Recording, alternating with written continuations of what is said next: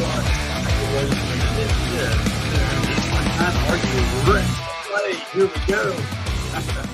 Not playing a game or anything, but you know how it is. But in here we have to do some talking and discussing things. And yesterday evening, oh my gosh, yesterday during our live show for our 6 p.m. show, Eastern time, we had quite a few people in there. I think they all rated over on YouTube. Apparently that's what they said. Somebody rated they rated the program.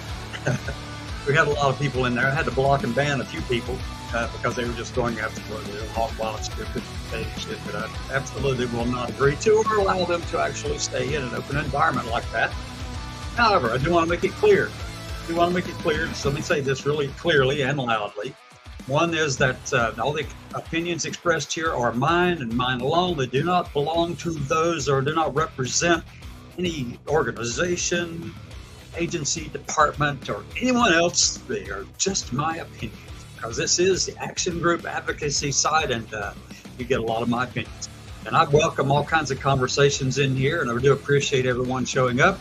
I do have a comment over here in the side at the moment. Let me see. LOL. Isaac. Fun. Okay. Not quite sure what the LOL means, but hi there, Isaac. So anyway, so we have a lot of things to talk about.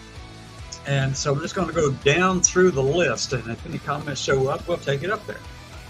So welcome to the show. Today is November the 9th, 2023. This is a live program. It's broadcast on Facebook, do accounts there on LinkedIn, Twitch, Twitter, YouTube, and our website. You can find it all right there. Just go check it out. And yeah, somebody left, I guess. I don't know. But anyway, so yeah, go check it out. Go check out those things. Also over on the website, I will pull the website up here and just show you something really quickly. I want you to be able to look at some things from our website, the Action Group website, okay? There's some things in there you need to be able to access, need to be able to see what's going on and where to find certain things. And if you did receive emails from our blog post announcements from me earlier, then there were two sent out. Both of them had to do with anti-Semitism in the country. One of them is the origins of anti-Semitism in the U.S. and then origins of anti-Semitism on U.S. campuses. So we've got a lot of that stuff there. It's been going on for a long time. Don't think that this is all new stuff just happening today, okay? It's only new today. It only seems to be new today because we got such a huge spotlight on it. We're so interconnected and all the media sources are out there and everybody can take a picture or whatever and post it wherever and it just shows up. And there's a lot of conversations around all this stuff. Yeah, it does appear to be really loud, clamoring and all that kind of thing. But let me go back over here and we will start sharing the page. So if anyone jumps in, I'm going to make sure you invite them over and see me on the stage. Now, as long as, and I have these caveats, as long as you are respectful and a decent human being, you're not in here to just denigrate other people you don't agree with or stuff like that. We can have a civil conversation. Fine. I don't mind that. I'll debate with anyone who shows me at least a little bit of respect and dignity as I can show everyone else, okay? We all have that right? Exactly. All right, so the link to join me on stage is over there on all those different platforms now, on Facebook and LinkedIn, YouTube, Twitch, Twitter, and over. Well, I don't know if it's on the website. It might be. So we're here, folks. We're here. It is definitely Thursday. I still don't have my car back. I'm still working on stuff. I keep waiting to hear about what is going on with my car. I put it in the shop. That's going on 2.5 weeks. Been a sizable sum on getting some things done to it, fixed up, stuff. I actually took it in there to get brakes fixed, but it turns out, the calipers were bad. The brake calipers were bad. I actually looked at them and saw what they were talking about. It turns out that there was a drive axle on the passenger side front that was also bad, and I had to go in there and deal with that, and they showed me that the boot was bad. You could just replace the boot. It had been bad for a while, apparently. So got that taken care of. And then it turns out that the brake thing wasn't fixed entirely, so we had to replace a master cylinder. And it turns out that the master cylinder that they bought was not good, so they had to order another one. Then also had to order the, there's a control module, a control system for the braking on the car. And that cost me $700. Had to get that in. And, all kinds of issues, and we're still trying to figure out what's going on. Because I don't want the car to stop. You know, I want it to actually come to a stop when you go down the road. That's really important. You know, yeah, really important. So anyway, that's what I've been dealing with the past couple of weeks now. Coming up here really soon. Well, I would love to be able to go to Eastern Kentucky to see one of my sisters. She's in the hospital there, and been there for probably close to a week now, about a week. I want to go check on her. She's 54, 10 years younger than me. 54. And so I want to go check on my sister in Eastern Kentucky. I may do that if I can get my car back. But the other big thing is I'm also going to be in D.C. the next Sunday after that, on the 19th. I'm flying in. I'll be arriving at Washington National there. I think it's about 1:30 or so Eastern time, and so I'll be right there in D.C. from then, and from I think it's the 19th at about 1:30 in the afternoon, all the way through noon on Wednesday. I think that's what would be the 22nd, flying back on the 22nd. I extended it one day. I was planning on coming back on the 21st, but I started getting people who wanted to meet and do things. I need people I need to meet with in D.C. before I fly back home to Alabama. Folks, down here in wild and wonderful Alabama in Tuscaloosa. Actually, actual address is in Northport, but you know, the bigger town everybody's aware of is Tuscaloosa, Alabama. That's where the University of Alabama is located. That's just right across the river. And I think I'm pointing in the right direction, back that way. But really, that's the biggest thing here, University of Alabama. I think whenever the students are in town, we have maybe 100,000 or so people in the city, but when the students leave, we have maybe 50,000. For the summer, probably a little more than that. You know, drive around there somewhere, it's just like cut the population in half. People, I gotta get my ring. I've been fiddling with the ring. Hold on. Oh my gosh, I'm not too old to be doing that. Anyway, so what have we been doing today? What's going on today? Well, like I said, I am waiting to hear from my auto repair shop. I did think about going to see my sister this weekend. I'm thinking about that, and also likely going to, I am. I've already made all the arrangements to go to D.C. I'll be there 19th through the 22nd. Okay? So come and see me up here if you're in D.C. I'd love to be able to meet up with you and see what's going on and have a chance to just, give hugs, see how everybody's doing. All right? I want to make sure all of our veterans are fine. That's primarily what this focus is all about, is transgender veterans and diverse veterans. They could be LGBT veterans or they could be veterans, period. It doesn't matter to me because, it's in our name, Transgender and Diverse Veterans of America Action Group. There we are, folks. That's what we do. That's our big focus.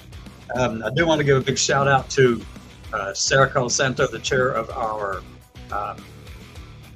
non-action group side, the charity helping, that side of things. She's been working diligently on getting all the bylaws put together and everything like that. And it has been a real difficult thing because I know that she is very particular, and I have a tremendous amount of faith in that. She's getting the bylaws done for the C3 side, which is TDVA, and we'll have to take that and modify it into the C4 board, which is the action group side that I'm talking from right now. This side right here that I'm spending all this time in conversation with. That's this side of things. That board will also have to go in and make that thing work for them too. And obviously there'll be some changes and stuff that's applicable just to that board. In our executive team, and I can show you over on our other side here what the organizational structure is, just so everybody knows. Just so you can see what the organizational structure is like. Here. Let's go right here. Oh yeah. Jonathan Turley put out something this morning. I had to put that up there. I just wanted to see what he had to say. But in this case, I actually agree with Jonathan Turley on this one.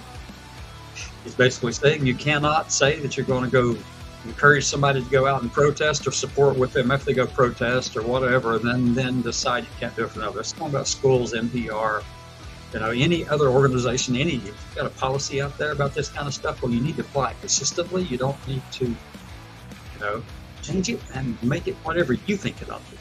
Anyway, I digress. Let me go over here, and we're going to go to our organizational chart. And this is over on Kumu, kumu.io. You can look up my name, Cassandra Lee, and then you'll find a couple of things in there that I've built over the past 10 years. Oh my God, has it been 10 years? Sure as hell has on this thing. This is the organizational structure.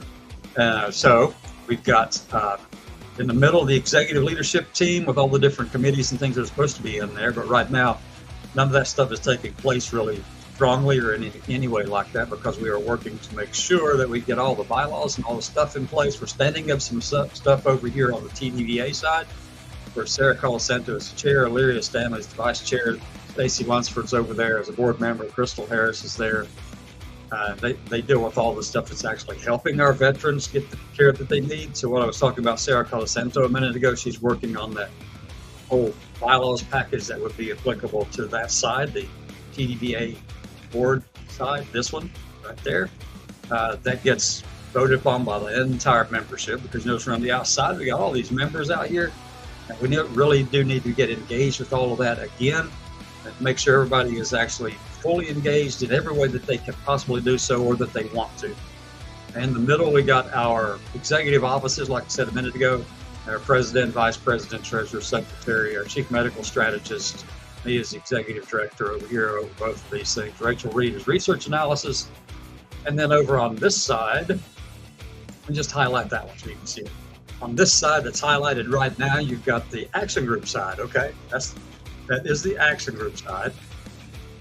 And you can see you've got the chair, the vice chair, some board members over there. Rachel's a board member, Brian Blevins is a board member, Ash Taylor Austin from down in Texas is a board member over on that side of things. And that's where they'll have to take the bylaws that are written for the TDVA board and adapt them over to the TDVA action group board. This board has to have its own set of bylaws, and they can be concurrent or look similar, but at the same time, there are some differences that have to take place over with the action group side, because, you know, activism is full in your face to get the thing done kind of job, right? That's what that's all about. So just to put that right out there for you to see, there you go.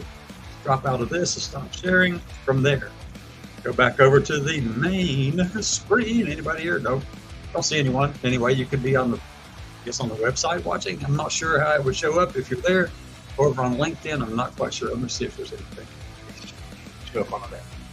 LinkedIn, is LinkedIn one of the options? No, LinkedIn, it doesn't count the live viewers from LinkedIn. So if anybody's watching over on LinkedIn, welcome. I can't tell that you're here. You can put a comment in there. I don't even know if that will show up.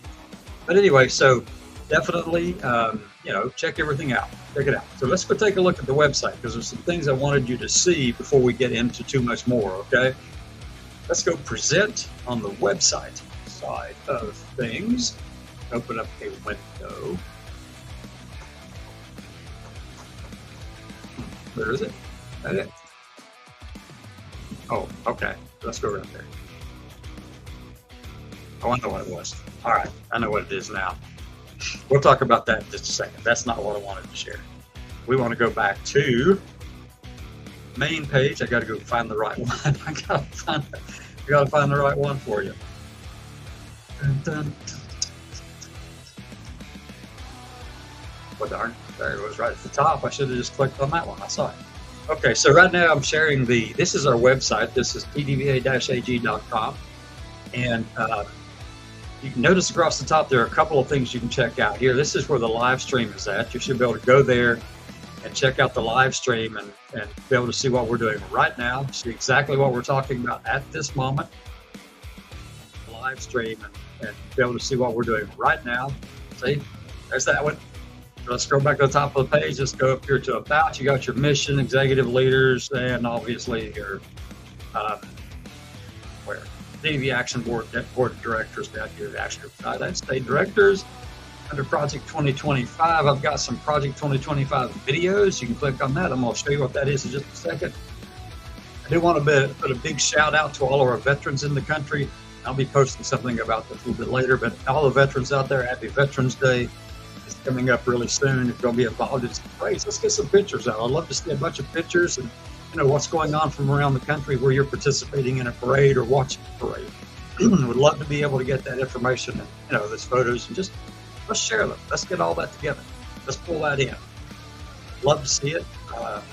I'm going to be, maybe, depends on if I leave, head for Kentucky or not, but 2 opportunities here. There's a Veterans Day Parade for Northport, Alabama, which, like I said before, is across the river from Tuscaloosa, and Tuscaloosa is also having its Veterans Day events this weekend, too. So we've got a lot of stuff going on right here locally. I know there's all kinds of stuff around Alabama about it. I know there's things going on in your states, wherever you may live, and we would love to get those pictures back so that we can, let people know, see them, see what's going on. Let's share the love for our veterans, okay? Let's do that. And let me go over here to one other part. Subscribe to our page. We got some partners. I'm going to show you our partner list right here. For right now, we have Transgender Work, which is located in California. Uber, one of our big partners. Atravita, it's the beer company where Flint Q is located out there in Colorado Springs. And then TVFG, which is our Transgender Veteran Support Group. That's where all the support side of things go. You can click on the link that's right there and it'll take you to all these are clickable. Just click on the link, it'll go right straight to wherever you might be to find. If you go to this one, I don't know if it'll, well, it pulls up the list of activities, the different types of live streaming events or live events that they have through Zoom or things like that for different veterans, whether you're trans men, trans women, families and allies groups, stuff like that. They're doing a great job on all of that. They've been doing it for a long time. So TVSG, shout out job for them. All right, so let's go up here now. One other thing I wanted to show you. One thing it does take is we need money to operate this darn thing, folks. It does not happen freely. You can actually, it's going to take a lot. It takes a lot. And this is just the action group side. This is that one. Certified seal right there, just so you know. But all that meant is we just filled out that application and approved. But go donate if you can. Contribute something to help us pay this. Pay for everything that we do. This is actually rather expensive because they have a mailing system that takes, I think it's about $49 a month. You got the websites itself, which takes another. It's a premium account. You have to have that to be able to use the streaming service for, not the streaming, but the mailing system within it. Let me see. We're sending out 80 to 90,000 emails a month. And I know that most of those, half of those people are unsubscribing left and right because they just get tired of hearing from me. I get it. That's fine. I don't care. But I do know that our open rate's real high. It's way high, way above industry normals, industry standards, and our click-through rate is also really high. It's, I think it's probably 2.5 to 3 times higher than the national average. So I'm not concerned if people are dropping out. And some of those people dropping out is, typically media groups, because I will tag their writers and producers and their assignment editors and things like that, because I'm trying to get some attention. That's one of the biggest things, one of the biggest challenges we have. All right, now the next thing I wanted to show you about this was under Project 2025, okay? Go in here and click on this button. Let's see if any comments yet. I need to get another computer monitor. It looks to me like too.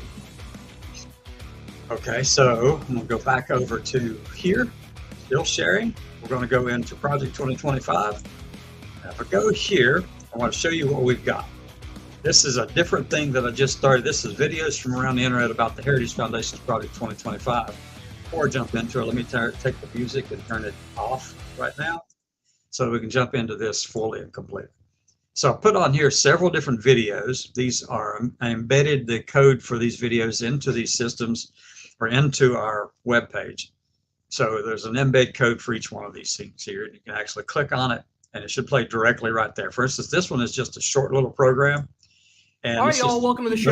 I have a really fun one. Listen to this. This is 10 minutes. So just take a minute. We're going to start with something serious. I have to break down for you what's called Project 2025, which is an amalgamation of right-wing think tanks. They got together and they decided, here's the agenda for the next Republican president. Now, they're all thinking it's likely going to be Trump, but even if it's not Trump, if it's DeSantis or Vivek Ramaswamy, they have a plan to hit the ground running and get their policy objectives accomplished very, very quickly. So I need to lay out for you what those policy objectives are. I got to be honest, this is terrifying. This is the far right being more organized than we've ever seen them before. And there's organizational structure, and they basically have a government in waiting. So that the second a Republican gets elected, in the first 180 days, they can go in there and clean house. So we're going to talk about that. I'm going to lead with that in just a second. We also have an impeachment inquiry into Biden has officially been launched. We'll talk about that. I have some reaction from Democrats. And then the really fun stuff, in my opinion, Breaking Points did a focus group in New Hampshire of Republican voters. And we have content to react to for days. And then we have the Young Turks, Michael Shore, went to a Trump rally and interviewed some of the people there. And we got some surprising things that they said. And we got some wacky things that they said. And we're going to dive into all of it. So without further ado, let's go ahead and jump into it here. And by the way, you know the shameless plugs. Everybody do me a big old favor and click like and subscribe. Still desperately trying to stay ahead of my wife in the subscriber number. So hook your brother up with a subscription. All right, let's jump into it here. Project 2025 is this ominous, creepy sounding thing. And you know what? It is ominous and it is creepy. What this is an amalgamation of right-wing think tanks got together. Literally dozens of right-wing think tanks. They put aside their differences, they got together, and they released a 920-page document. And in this document, they lay out, all right, here's our plans moving forward. Here's what we're going to do the second that we get a Republican president in office. So let me go ahead and show you some headlines on this here. Salon says, dark right-wing network recruits MAGA army to replace 50,000 federal workers Trump plans to purge. Project 2025 is extremist new plan to set fire to our democracy, watchdog group warns. There's an article about this in PBS as well. Conservatives aim to restructure U.S. government and replace it with Trump's vision. So they had a little gathering in late August. I want to show you in their own words what they're in favor of. By the way, credit to a friend of the show, Humanist Report, Mike Figueredo. Listen to, in their own words, what they want to do here. We are going to be prepared day one, January 2025, to hit the ground running as conservatives to really help the next president. This task in 2024 is too big for any one think tank. This has to be a movement. And what we've done is use our convening power heritage to bring the entire movement together. But what we're doing... Note all these names coming across the screen. These are all right-wing think tanks that were involved in putting aside their differences and getting together to lay out a clear agenda for the next Republican president. Is too big for any one think tank. This has to be a movement. And what we've done is use our convening power heritage to bring the entire movement together. But what we're doing is systematically preparing to march into office and bring a new army of aligned, trained, and essentially weaponized conservatives ready to do battle against the deep state.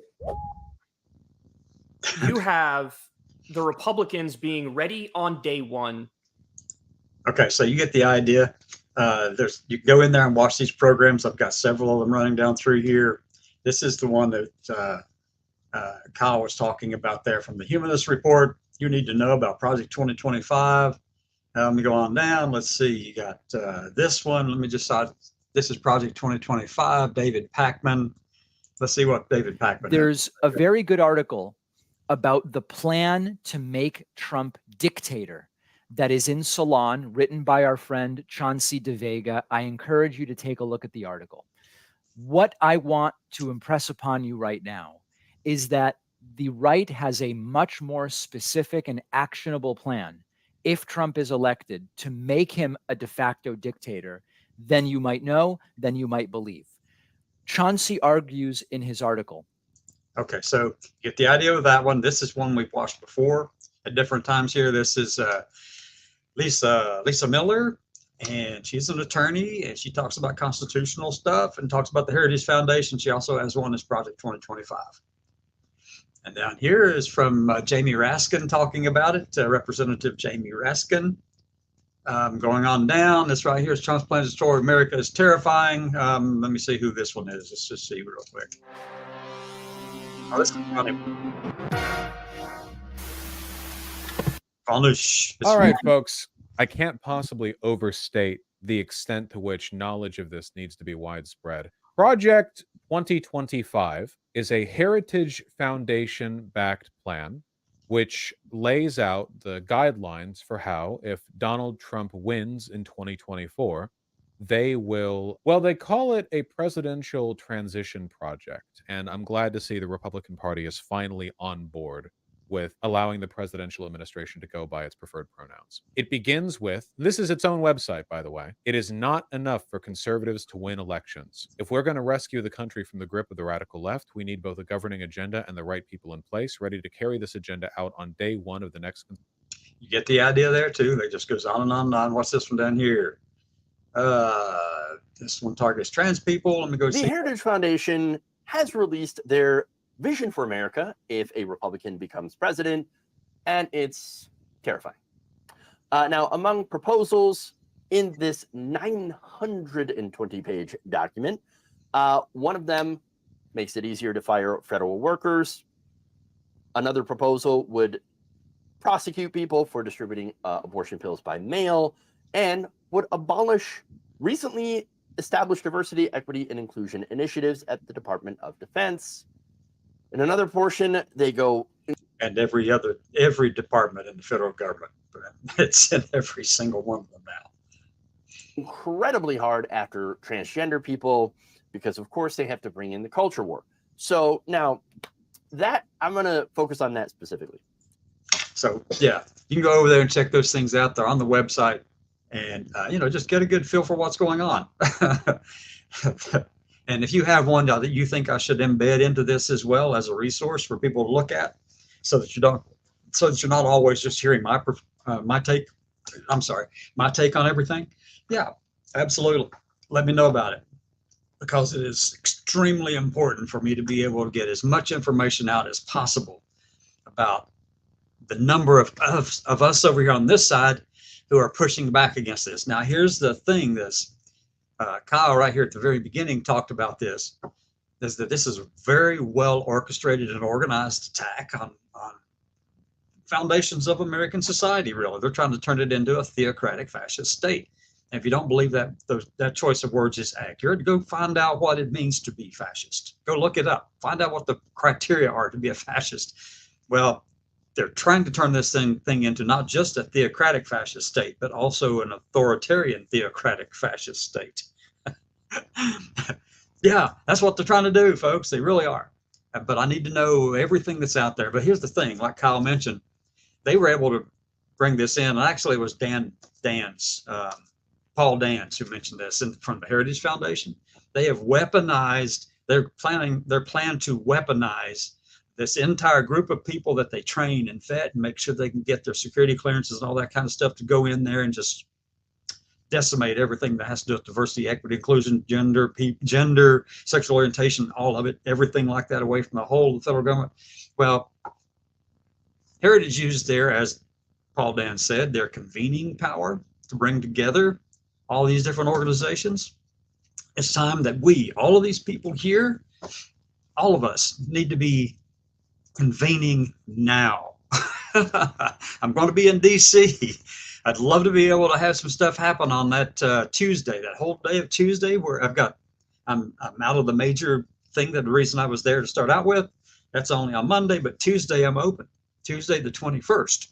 So we need to have a convening of all these organizations and all these groups out here talking about this stuff. And we need to be promoting it in a big way. And right now, getting a response back from all of these different groups is really a challenge to do. But if you can do that, if you can do it, you find out a way to do it, let me know, because I need them to come in on board and actually join with us in this fight. This is for all of America, folks. It's not just for me or for you or whatever. It's for the entire country. If they get what they want, they will turn this thing into an authoritarian, theocratic, fascist state. They will. I mean, that's the whole plan. This whole thing is that way. And we've got to make sure that where we won, they actually had some Democratic wins in Ohio, and Kentucky and Virginia. We've got to keep that up. We've got to keep pushing hard. We cannot let them take the presidency in 2024 because Heritage will get what they want. And using a less structured or less well thought out plan back in 1980, when Reagan was became president, they were able to get about 67% roughly of their document accomplished within the first 180 days of the Reagan presidency. Come on, folks. This one, they'll get the whole darn thing accomplished. Yeah, it's going to end up in litigation. Everybody be taking them to court over every darn thing they're doing. But they don't really care about that. The idea is to do this scattershot approach to everything. You put all kinds of stuff out there. I'm going to get a drink, and then have people, go after some. They'll compromise here, compromise there. They'll get something that they want, and then 2 or 4 years later down the road, they'll go back in and try to strengthen it again. I mean, that's the modus operandi, apparently. Just look at Ron DeSantis, what he's done down in Florida. I mean, it was just, K through 5 down there for the Don't Say Gay thing, and then it became K through 12, and then it was K through college, and then, I mean, they just went after it. I mean, a different year. They get one to go through 1 year, and then they figure, we've got the foundation right here. Now we've got this consistency. We already started. Let's build stronger over here. As long as they're in power, they're going to keep doing that. As long as that's their goal, as long as their goal is to go after everyone who's different from them, well, that's what they're going to do, folks. They're going to make it happen. Now, look, let me just be very clear. This happens on the left and the right too. Both sides. All sides involved in this use those same tactics. That's the way we have a kind of a combative democratic republic here in this country, and that's what makes it so it's kind of volatile all the time, kind of going back and forth, combative kind of thing. We want that, and we want this, and this is the way we see the founding, and that's the way we see the founding, and all this kind of stuff. And you got the originalists, and you got the constitutionalists, and you got you got all these different people out here going all their ways, however they want to do it, folks. That's what they're doing.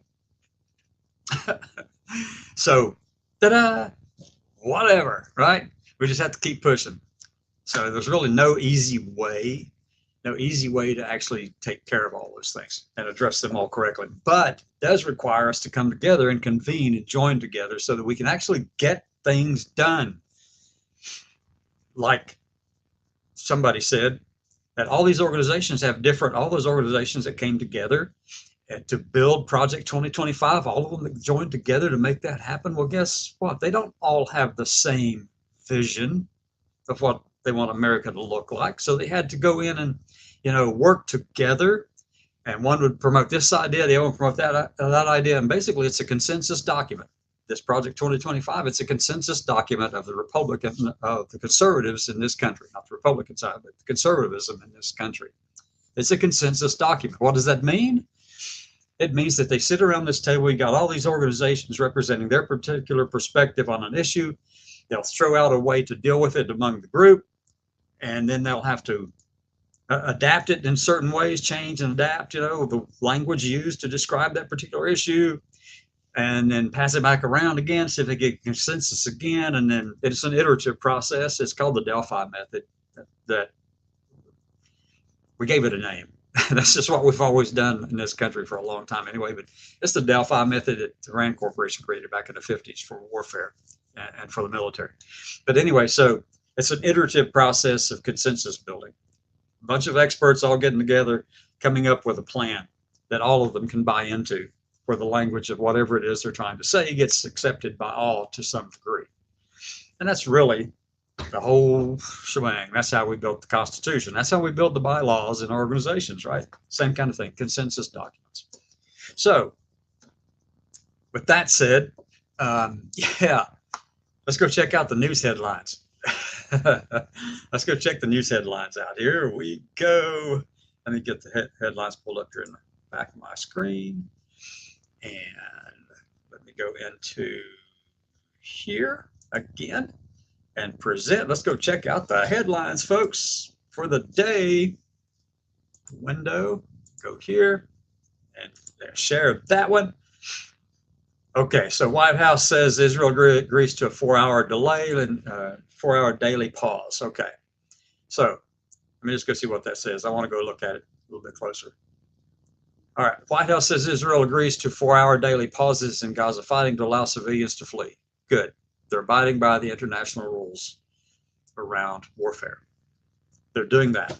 And they're actually doing everything they can. They actually were on the phone, on a cell phone with somebody in Gaza. I don't know if you heard this story or not, but I saw this and read it, and I've heard it from other sources too. But someone, an intelligence person from Israel, actually contacted a dentist in Gaza by cell phone, reached out to this person and told them that, hey, look, you need to get all the people out of all of these buildings right around this area, where right in this area, because if you don't, we're getting ready to take some action against those buildings. And obviously the conversation was, why are you taking action against those buildings? Because we know that there are Hamas terrorist people in those facilities, using them and using the people there as a human shield. So we want to try to get all the civilians out possible.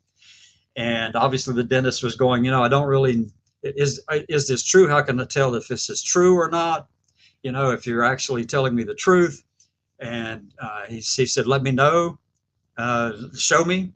And so a drone launched a missile at someplace, destroyed it. And he goes, okay, I know you're real. So he's trying to get all the people out, and he helped Israeli intelligence get the people out of the way of these weapons. I mean, it was an ongoing conversation for several hours, apparently. But I mean, it was just really fascinating to see the detail or the depth at which Israel has gone to make sure that the Palestinian people know to get out of the way, and they're actually letting them know where to leave because we don't want to have, no one wants to have a terrorist organization in their backyard. Most Palestinians don't either. All right. But they just can't do anything about it. So I'm glad that they're giving them this 4-hour daily pause so that civilians can flee. That's perfectly good. That's absolutely good. There's a lot of people. It's going to be tough, but they've got to get out of the way. And the thing that Israel will have to do is determine whether or not those structures that they're hitting are actually Hamas facilities. It could be a home, an apartment complex, a hospital, but they have to let them know ahead of time that look, that's just the rules of war. And that's, got to do that warfare. So anyway, do the best you can anyway. Do the very best you can, be able to explain it, and then that's fine. You've done all you can in that regard. So let's go back over to here. The first headline is, let's go back to the top dot. Okay, here we go. Germans commemorate Night of Broken Glass. Terror as anti-Semitism on the rise again. Kristallnacht. All right. We know this is happening across Germany. It's happening across everywhere, really. This rise in anti-Semitism. What is up with that? Jeez. Okay, commemorate the 85th anniversary of Kristallnacht, or the Night of Broken Glass, in 1938, in which the Nazis terrorized Jews throughout Germany and Austria. If you think anti-Semitism is not new, it's not a Muslim issue entirely either. It's a people issue. Regardless, I mean, Christians, if you read the Christians, for the most part, have been, let me see, less than friendly to Jewish people. And it's been going on like that for centuries. I mean, it's not something new. And yeah, there's those over here on the evangelical side who do support Jewish people in Israel, but they support it with an ulterior motive. Their motive is that, we got to have that state over there because otherwise the apocalypse can't occur. Oh my God. And yeah, they believe that crap. They sure as hell do. Okay. Anyway, go on. Let's find another story to talk about. Oh, look at that. 106 House Republicans voted to defund Vice President Kamala Harris's office. What? Remember a minute ago I talked about people over there on some sides of all these arguments, and what they're doing is using a scattershot approach to try to get all kinds of stuff out there. Well, they're trying to defund Kamala Harris's office. They're trying to defund the office that does with looking for gun violence, the White House office that's studying gun violence. They want to defund that. Going after Kamala Harris's office. Oh my gosh. You've got to be kidding me. This is asinine. But the reason they're doing all this stuff all across the place and all kinds of people and all kinds of things that they're doing is that they're hoping they can get something to go through the conference committees whenever it goes between the House and the Senate for conference, so that you can find something that both sides can agree on. Well, they are telling us here's this whole bunch of stuff we want accomplished, which includes, defunding DE&I offices, defunding anyone who is LGBT, their office or their position, whatever it is they might be in, from Rachel Levine to Sean Skelly to you name it. If you're in a senior position within the federal government right now, they're looking to defund your office because, well, they've got this thing against LGBT people. I mean, it's kind of reminiscent of the lavender scare of the 50s. Very much, very close, very close. Y'all look it up. If you don't know what that is, go check it out. Lavender scare. Okay, so let's skip on through that. Go to the next article. And here, that's just an advertisement. I'm not interested in that advertisement. Ohio students protest school's new transgender policy. School board hasn't been. Okay, let me go see. Obviously, it's from Fox News. That means this is that side of the fence in the discussion. And without looking down through, let's take a guess. Let's just take a guess. The people who are protesting, Ohio students protest school's new transgender bathroom policy. It's from Fox News. Alexander Huell wrote the article. It was 3 hours ago, 3 hours old now. And just ask yourself this question. With that information that you know right there, right now, which side of this conversation are those student protesters on? Are they for transgender people being able to access the bathroom that they need to use? Or are they opposed to it? Well, without looking through here, let's just see if my theory is right. If it's not a theory. I'm going to stop using that word to define certain things because theory means something entirely different to those of us in the scientific community. Okay, it's not a guess. It's not a wag. Anyway, so here's my hypothesis. All right, if I go down through here, guess who this is going to be talking about? All right, dozens of Alida high school students reportedly walked out on Monday to protest the school's policy allowing transgender students to choose restrooms by preference rather than biology. Of course, see. But let me be very clear. The left does the same thing. The left media does exactly the same stuff. Guess what shows up on the left side? When there are students out there protesting in support of transgender students to be able to choose the bathrooms that they know they need, then that shows up more over on the left. And this kind of conversation over here shows up on the right. And as a friend of mine said, let me see if I can get this exactly right. Hold on a minute. Go back up here and we'll go into here. I've got something to tell you, got something to show you. This is the phrase. I want to use this term exactly correctly, the way that Sarah mentioned it, our C4 or C3 board. Okay, so I'm gonna look at this post. So balance is possible. And obviously she said that at the beginning and the end of this statement, and about that she and I, we could have really good conversations about. So I am an establishment liberal side, and she is the Republican side. Not the conservative side, but the Republican side. There's a difference. You've got to figure that out for yourself. If you don't know what that is, there are some differences there. But anyway, she said balance is possible. And yeah, balance is possible. But where? How? You've got the left who tells you all the stuff that they want to talk about whenever students protest in support of these policies for transgender students in their schools.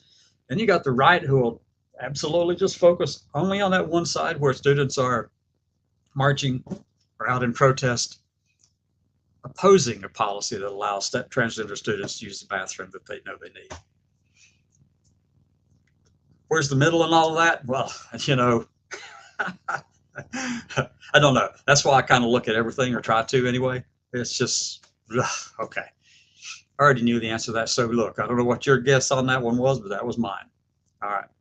And that's the first paragraph. And the rest of this stuff down through here, by the way, if they haven't already told you in the first paragraph or two exactly what what this story is all about, then you're wasting your time reading any further.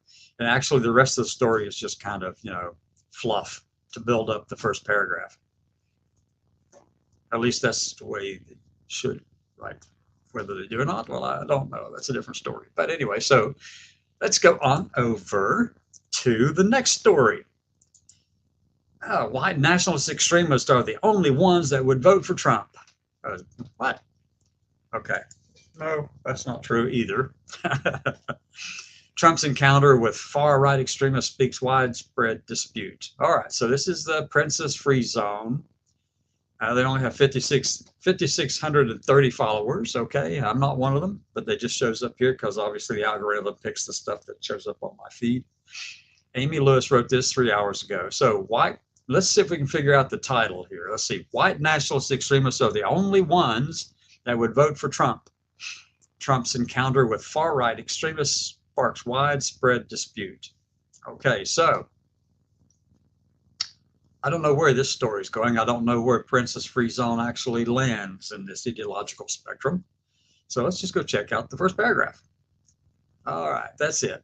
A video post has taken the internet by storm. It features former President Donald Trump with Laura Loomer, a figure known for her far-right extremist views. Some people are criticizing Trump for meeting with Loomer, while others are more accepting of this connection. Let's break down what it's all about, okay? Let's go on down. Let's click on the next slide. Laura Loomer, I follow her over on Twitter because, I just want to know what she's thinking. She's a little out there. But then again, I'm sure she thinks I'm out there too. So that's fine. You're entitled to those views, right? Next point. Well, manicure grounds have been administered. Met Laura Loomer. Scene show Trump. Okay, well, that's fine. He can meet with whomever he wants, folks. You just can't tell him who not to meet with, or if you disagree with them. Okay. And obviously she considers Trump the greatest president ever. And,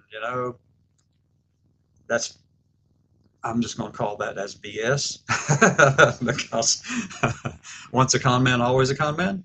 That's no, that's a stereotypical answer that I just gave to you for sure. It's stereotypical, but that is true with him. Next. You're crushing it. You're over 50 points. Okay, I'm not going to go into that anymore. Fine. People are entitled to meet with whomever they want. And you're entitled to be able to complain about it. Go for it.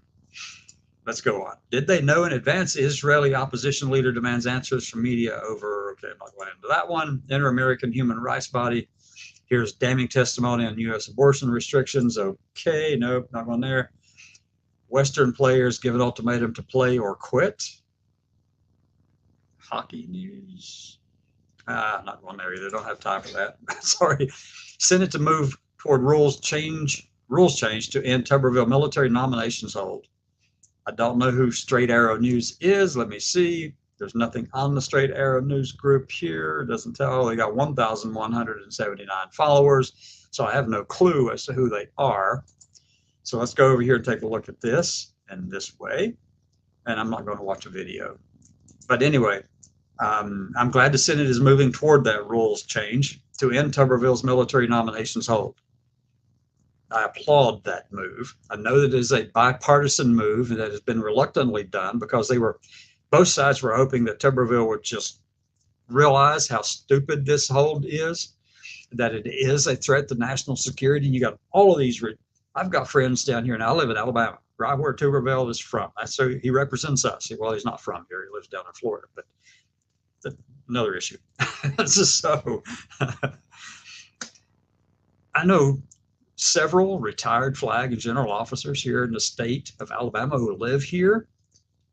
And for the most part, they consider this to be just a horrible, horrible thing that Tuberville is doing because it shows complete lack of understanding about national security. He's putting the politics into it, and it does not need to be there. We need the military prepared and ready to go because, there aren't any hot spots around the world right now, are there? Let me see. No, there's no hot spots. I mean, Israel and Hamas, that's not a hot spot. Ukraine and Russia, I mean, that's not anything to worry about either. Let me see. Taiwan and China? How about North Korea? Huh? Or how about Iran?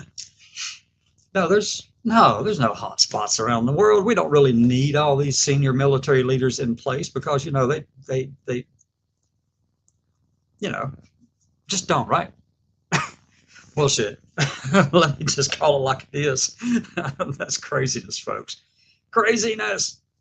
And if I had the power to do so down here, if there was a way to do it in Alabama, I would definitely be filing papers for a recall election on this one because he is way out there and this is wrong. He's wrong on everything, but this is egregiously wrong. Okay, let's go on to the next one. Torrent of anti-Semitism at UCL must be investigated, say 500 alumni. UCL, okay, where is that one? University College London. Okay, yeah, what's going on all over the world?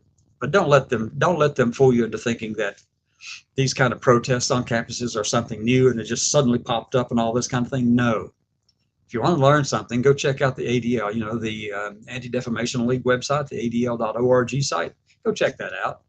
But also, if you want to learn something, you can go over to the website and look at our website, the tdva-ag.com website, and go to the blog. And there's a couple of posts in there talking specifically about the rise of the history of anti-Semitism in the world and in the U.S. and on college campuses, all that. There's some stuff there for you to read and take a look at. Go check it out. Another election, another sign the GOP could win with normal candidates. Washington Post. Well, normal candidates. Normie candidates. Normie, they said normie. I'm not going to go dig into that one. LGBTQ plus nation article 6 hours ago. Disney district employees are quitting in droves because they hate DeSantis management so much. And that's probably true. Like I said, written 6 hours ago. And first paragraph, Florida Governor Ron DeSantis' hostile takeover of Disney Special Tax District has proven to be taking its toll. According to the Associated Press, more than 40 of 370 employees have quit their jobs with the Central Florida Tourism Oversight District since February, when DeSantis replaced Disney's Reed Creek Development District with its own appointed board. Yeah, well, Ron DeSantis, go away. And this is another case where if I could actually annul someone's commission in the military, because I know that he was a commander in the Navy Reserves, if you could do an annulment, I would be out there going, Ron DeSantis, we are annulling your commission in the Navy Reserves. No. Okay, what else we got going on here? Almost at the end of the line for that one. Congressman Smith, UNRWA schools are breeding grounds for hatred. Let's see. It's Congressman Smith, UN, that's UN. I'm talking about the United Nations. Let's go down through here and see. Committee on Foreign Affairs and Global Health on Capitol Hill, led by Congressman Chris Smith, Republican from New Jersey, took aim at the United Nations' long-standing bias against Israel on Wednesday. The focal point of this gathering was United Nations Relief and Work Agency and its troubling promotion of anti-Semitism among Palestinian youths. Now, yeah, I happen to agree that there's the increase in anti-Semitism going across the whole of the United Nations for some reason. I mean, we started the United Nations. United States and the allies who won the war didn't want to go back to war again, have another world war after World War II. They realized that the League of Nations arrangements that had been created after the end of World War I were not sufficiently strong enough. Well, right now what we're seeing is a United Nations organization that we helped create, like we did with the one back in World War I, the League of Nations. I mean, it went from the League of Nations to United Nations. We're seeing that the same kind of thing is taking place there. Now, as that United Nations, we've allowed some people who are extremists to get into different places and have their voice heard, which is fine. You can have your voice heard, but my gosh, there are some things we need to do something else about. Let me come out of that one. Let me see. I think the last article over here, pervasive enduring rot of Roe v. Wade. Oh, wait a minute. This is Washington Examiner. Does anyone know or suspect what the article may be about or which way it leans? Come on. Washington Examiner by Adam Carrington. This story was published 6 hours ago. And so, let's read the first paragraph. Ready? All right. On Tuesday, the pro-life movement suffered yet another defeat at the ballot box. Ohio voters approved by a significant margin, an amendment to the state's constitution enshrining a right to abortion. Let's go ahead and read paragraph number 2 on this one. That first part is true. There certainly were tactical and messaging problems, particularly this election, that those supporting the unborn, and another choice of words that it just doesn't match reality, could have taken to improve on this dismal outcome. Those issues should receive thorough examination so we might avoid them next time. It's like, well, here's a suggestion for you there, Washington Examiner Adam Carrington. Here's a suggestion for you. Let women choose what takes place within their bodies and how they deal with those things. You know, bodily autonomy kind of thing. Every person really should have bodily autonomy, right? Right? Absolutely should. We don't want a bunch of people going around and telling all the men that they need to have a vasectomy, right? You don't need to do that. How would you feel about that one? Well, I mean, if you had somebody order you to do that, would you think that was right or wrong? If every time there after the age where you could produce sperm and all of that you were told that you had to have a vasectomy because, you know, it's reversible. So you can go back in, and if you want a child, you got to back and reverse it. Do you think that would be right? You don't think those two arguments are related?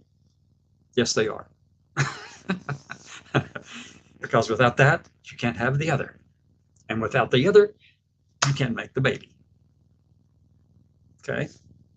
So, yeah, no. Leave the women alone. They have a right to, what is it called? Reproductive rights. And yeah, just stay away from that topic and kind of leave the women alone. You might be all right. You'd be better off anyway. But you're not going to take my advice on it anyway. So we'll leave it at that. All right, so that's really all I had to share from the news section. Anything else we need to talk about? Let me go back over to the page, see if there's anyone who have commented, suggested anything or anything. I've got a couple of people. Where are you from? Somebody's watching over on Twitch, and somebody liked it. Deanna, thank you. I do know, as I said before, there are likely people over on LinkedIn that don't show up in any of this little eyeball count or anything like that or whatever. There's people on the website where I can't see them as well. So I know that there are people out here watching, and you can write a comment. I don't know where it will show up. Well, somebody did. Isaac came from LinkedIn. I see that. Isaac's LOL actually came from LinkedIn. Well, that's good. So I know that Isaac is out there. You can watch from over on LinkedIn, but I don't know who else is around. So, and the only way I'd know is if you comment. So anyway, I want everybody to have a really great day. We've been talking for about an hour right now. Come back this evening at 6 p.m. Eastern time, and we'll do this again. Just final closing announcements. Next week will be the third Wednesday and the third Thursday of the month, which is next week. TDVA will be having its executive leadership meeting on Wednesday. I think it's 7 Eastern or 8 Eastern. I'll have to check the calendar. It's next Wednesday. Oh, I know. Let me just go look at the calendar.